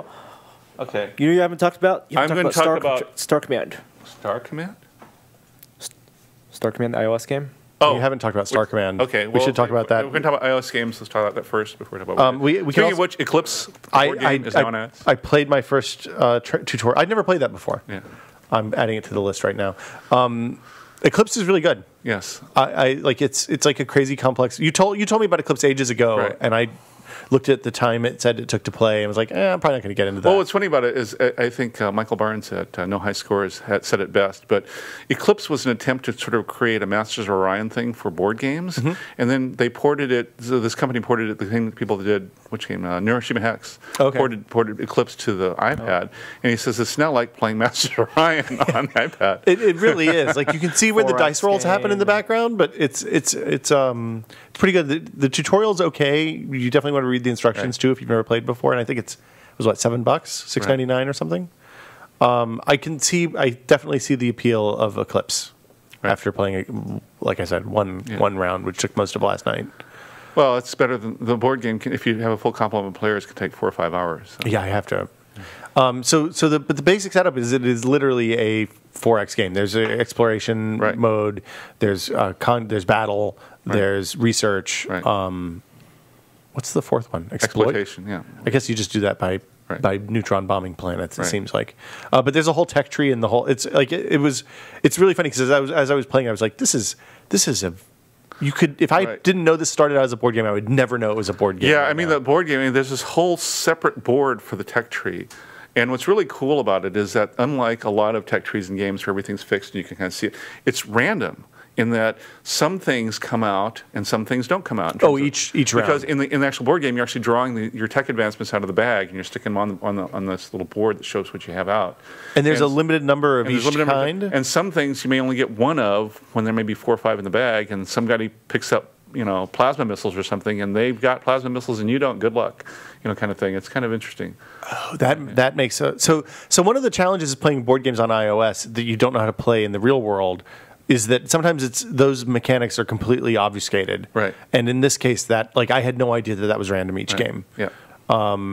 It seems interesting. Like there's some stuff that I don't understand yet. I need to play it a few more times. But You can, if you want to, you can go to the website. I can't remember the name of the company that actually sells the game now, but you can go and get the PDF of the rules if you want to actually read the board game rule book. It's in the app too, but it might be easier to read in PDF format. A lot of people play those online or iOS board games so they don't have to do the Right, but it helps you understand some of the mechanics. Well, the thing, Gene and I play a lot of iOS board games because it's when you have limited time, it's a nice way to be able to play games. No setup and takedown. Yeah, and on games that the mechanics are sometimes the stuff. Like I'd love to have a version of Power Grid that is iOS because I understand how that game works very well. I really enjoy playing it, but the setup and takedown, getting all the little fiddly bits out is, takes a little longer than maybe I want to spend. The Kingdom Builder, the version of Kingdom Builder that's out for iOS, they just updated. I haven't gotten to play it yet, but by all reports, they've fixed the kind of weird multiplayer stuff where you could only have random matchmaking before, and now you should be able to play with your friends if you want. I find what iOS board games are good for is checking out games I don't own and see if I actually want to get the physical board game. That also is the other way. Because they're really cheap, like $5 to $10 max. As opposed to 50. Usually less. Do you go to a game shop and play like on game night when they have demo nights and stuff ever, or not? No, I host a board game meetup at my house a couple times a month. Yes, I'm on that mail list. I've never gotten down. And people come over and bring all kinds of interesting games, so they're not just relying on my library. Should we talk about Star Command for just a sec? Because it's pretty neat. Star Command? No. Lloyd? It's an iOS game that's like... It's like FTL. Like FTL, but not a roguelike. It's a little... Yeah, have you finished a round? I have not finished a round. It is a roguelike. So you just play one round and you're dead and... Well, you play one round and you unlock... you play 2 hours and that's it? It takes longer than 2 hours to play. It is much less difficult than FTL. It's a little, like once I played it a couple of times through, it's a little thinner than I might like in this kind of game. So the idea is that you are the captain of the starship, just like FTL. You have a crew, you have to build out different components. Right. Instead of finding loot randomly, you exchange currency to build out different, which I think is a big improvement over, like I love FTL, but the thing that is frustrating is the random nature of finding the thing that you need to make your ship right. Right. So here you just upgrade ship or get crew members. Yeah. And this very simple game mechanics. It's like 3 things you do. It is very simple. It's quite fun. Like fighting off boarding parties in that, while the controls are a little bit frustrating, is really good. You have basically 3 classes of crew members. You have engineering, security, weapons, whatever, and medical science. So it's straight up lift out of Star Trek, red, yellow, and blue. Yep. Okay. And yeah, it ends up being quite entertaining. I hope that they keep adding to it. I know that I think it was a Kickstarter. Yeah. Isometric pixel art. Yeah, the art's really nice. Can I talk about a PC game that I'm looking forward to that's probably not on everybody's radar? Absolutely. It's called War Game Airland Battle. I've seen discussion of this as well. Right, and it's done by the same guys that did ironically enough, War Game something, I forget. Anyway, it's one of those games that's set in the mythical war between the Soviets and the Warsaw Pact and NATO. Like Twilight in the 80s. Imperium? I guess that was a Cold War game. Right. Yeah. But anyway, in this one, it's an invasion of Norway. The Russians decided to invade Norway. Okay. What's really neat about it is they've hit a lot of buttons that I care about in these games. It's not all the... First of all, it's kind of a collectible card game under the surface. You can actually build decks of your various military units and stuff. Okay. So you can... It comes with a bunch of default ones that you use, and you think, oh, I'm going to use the British unit. You're using actually a deck that's been pre-built for you. But what's really neat So then can you customize the decks later as you get more... Yep. Okay, that's cool. I like that. And there's a whole deck builder aspect to the thing. One of the things I like about it is it hits a lot of hot buttons that I have. It's co-op in skirmish mode, 10v10. Wow. And I think, although I'm not sure because I'm just playing the beta now, the final version is supposed to ship sometime later this month. It's also co-op for the campaign. And the campaign is much more robust than in the first game. So it's a pretty neat, and it's touch enabled. Oh, it's a Windows game. Actually, it was designed for Windows 7 Touch. It's simpler. It doesn't use all 10-point multi-touch, but you can give touch orders and stuff like that. Oh, wow. Yeah. And is it so? Do they expose the card mechanic, or is it more kind of? There is some way. I haven't played with it because they've just released the card builder part of the game now as a beta, and I haven't played with it at all. But yeah, you can. I've seen pictures of it where you can actually you have this whole display of grid display where you can start sticking cards in and look at interactions and stuff like that. Interesting. So okay, so I know you want to talk about deck builders. I'll let you. Let's move on to board games. Okay. Well, I'll talk about deck builders. I didn't actually bring any deck building games with me, so we can talk about deck builders first. And when Oh no, I thought you did. I thought you brought Netrunner. Oh, I did bring Netrunner. Sorry. It's not really a deck builder. Yeah, but I wasn't going to talk about it. I thought we were going to potentially. Oh, okay. Play it. Yeah, we can just play. Yeah, I'm totally down for play. I brought 3 games that are not Netrunner. One is D-Day Dice. Okay. Now, this is, everybody thinks dice rolling games that push your luck kind of mechanic are very simple. This is not a simple game. You actually have this little board where you move your guys on and you're rolling dice, these really cool custom dice to do various encounters. It's purely co-op, so if one of your teammates loses, everybody loses kind of thing. You're basically one of 4 allied companies trying to take a beach at Normandy. Or various aspects, very slow. So a company's what, like 30 people? Yeah, well, I mean, it's whatever it is. Or maybe platoons. I forget the actual unit thing. Wow. But the cool thing about, it has these actually quite cool custom dice. Oh, those are great. Yeah. Where, different rolls means you get guys, or you get, you roll skulls is bad, obviously. Yeah. Nobody wants skulls. Right. And so it's a pretty neat game. And it looks like I've played through solo a couple times. I'm looking forward to playing multiplayer. Excellent. It was a Kickstarter project originally. Oh, okay. So there was a while that the dice games were really in vogue on Kickstarter, and wasn't Dungeon Roll a dice game? Dungeon Roll was a dice game. Oh hell, I'm forgetting the other. Alien Frontiers is technically a board game, but it had a weird dice roll. Yeah, that's the one I'm thinking about. Yeah. Had some weird dice mechanics. Right. I'm interested to hear how that is. That sounds fun. Yeah. What else you got? I've got. This is a great party game, although it's limited to, I think, technically 6 players, but you can actually team up and stuff if you wanted to. So Space Cadets. Yes, what this is a Starship Bridge Simulator. I like where this, like Artemis. Yeah, yes, but what happens is that each player is actually playing a kind of mini game. Oh, okay. To do his station, right? Yeah. And so you have to, I forget the various, there's like a dice rolling one, there's one that's kind of like setting up poker hands, and all kind of, and it sounds very clunky, but they've managed to integrate it so it actually works well in the theme, and you got, and there's a whole series of missions that get more and more complicated as you get through, but as you're playing this game, and the later missions have time limits to them, and it gets a lot of people shouting at each other, and you're trying to pressure the guy to do his mini game right, and that's perfect. It's a hoot. It sounds like the board game version of Space Team. Yeah, but I don't know if you ever played. There's a game called. There was a similar game called real-time game called Space Alert. Okay. But it was more like you set up your little programs to run your little guys around the bridge stuff. This is different, where each person actually has a thing to do, which is kind of cool. And how fast and how well they accomplish that thing determines whether they Is it scenario based? Right. Each game is like one scenario, or scenarios come out at you? But they string them together as a campaign and stuff like that. Oh, cool. You have an ongoing enemy, for example, through all the scenarios. And that's Space Cadets? Yes. Excellent. Game. And then the last one, gotta be sure. Dun, dun, dun.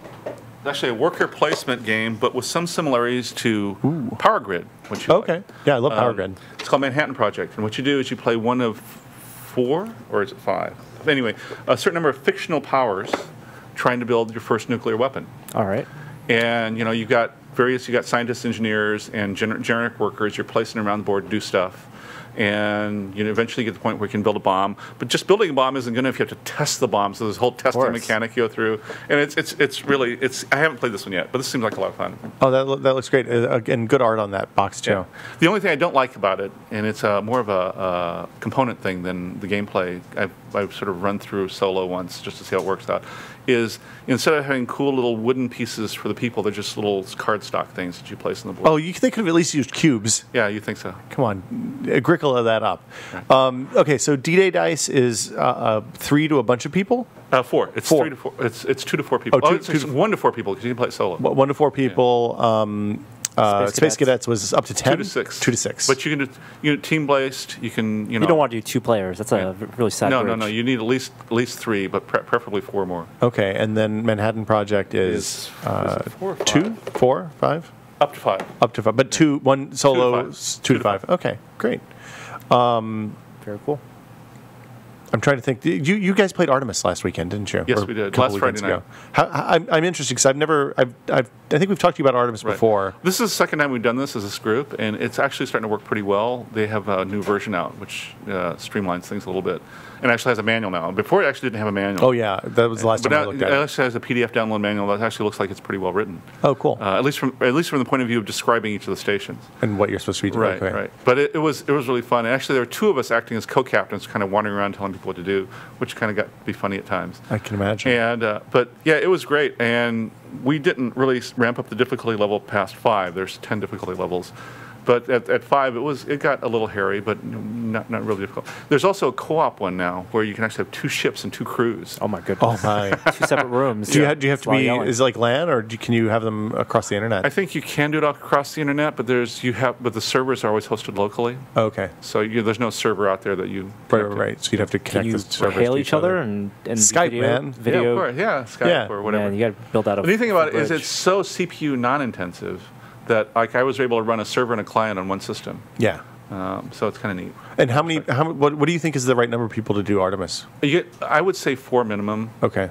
Because the captain station can dupe with something else, right? Right. I mean, it's kind of cool to have a captain with no power who has to run around trying to tell people what to do, but in fact, the captain can do something else. With 4 people, you have a Defiant. Right. With 6, you have, Yes, right. Yeah. And then the other thing is there's an iPad version now, right? Oh, wow. I haven't tried it yet, but it theoretically links up with a PC version, so the captain can run with the pad and be doing stuff there. Pad with 2Ds. Well, then theoretically, you don't have to have six PCs if you want to have six different stations or With whatever. all Cool. laptops. You guys playing with laptops? No, we're playing with desktop systems.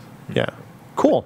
I guess that'll do it for what we're testing. Unless you have anything else you want to tack on here, Norm. Nope, let's go for it. Do you want to take a question? Let's go for it. Emails? Well, but we do the other one. Emails. 'Cause it's, we don't do emails. We do Emails? No. Questions? Boom. If you have a question for This Is Only Test, the email address is podcast@tested.com. Keep the questions short, under a minute or 45 seconds, and make sure you don't sound like you're being drugged behind, say, a Dragon SpaceX capsule as you're recording it. It should sound like the show when you listen to it back.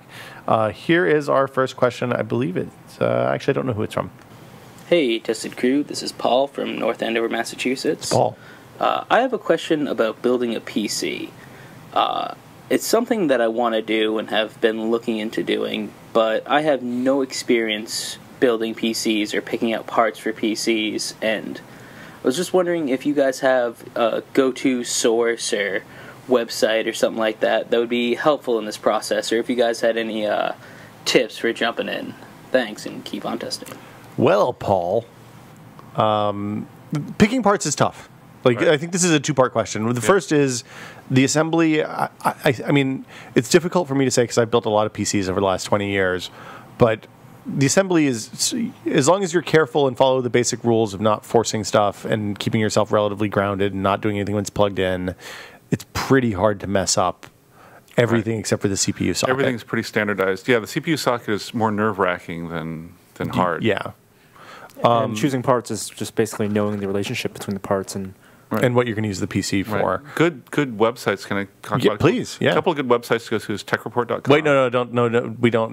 No. I love Scott. They're great. We love techreport.com because they do a lot of crazy testing and they list a lot of builds that they do. Yeah, so he has builds for specific, like if you want a mid-range gamer build or you want to spend $2,000 on a gaming machine, he has a build for you. Right. Tom'sHardware.com, which is now actually Chris Angelini is running that. Oh, I didn't know that. Yeah, and they do similar kinds of things and lots of testing. So those are good place for lots of component reviews as well as examples of systems at different budget levels, which is kind of neat. Yeah, for a while Max PC was doing a different system every month, but I don't know they're doing that now that Nathan's not there anymore. I don't know either.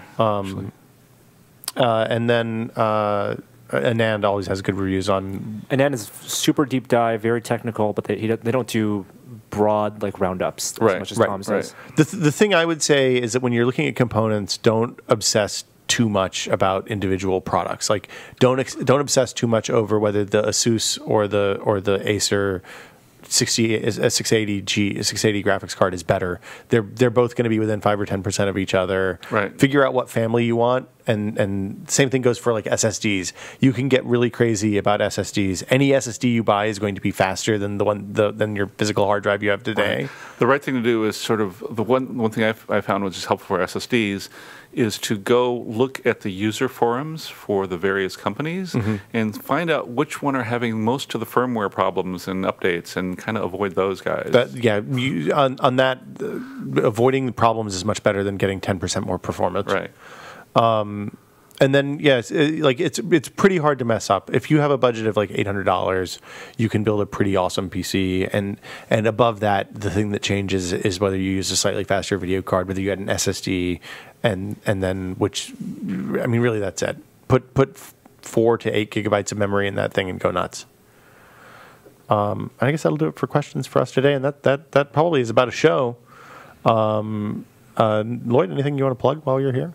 Not too much. I will be able to plug more sometime in June, but okay, we'll I'm have doing to some secret stuff now. We'll have to have you back after your secret. We have a lot of secret stuff going on these days. It's a good thing. Okay.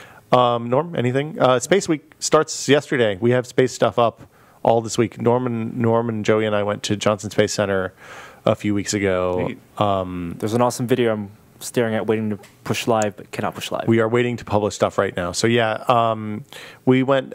We did some food stuff with David Chang and Tracy Desjardins, who are both fabulous chefs and wonderful people, and they made some really interesting food while we were in Houston. Outstanding Chef 2013. We saw a bunch of other great stuff at NASA and Johnson Space Center that will be coming up in video and photo and story form next week, later this week and early next week. You guys might want to think about visiting JPL. I would love to visit JPL. It's yes. That's a much shorter distance. It is a much shorter distance. Let's continue this conversation in a moment. Okay. Today's outro is brought to you by Benathon, and this is one of 2 that he sent in. Hi there, I didn't see you. That's it.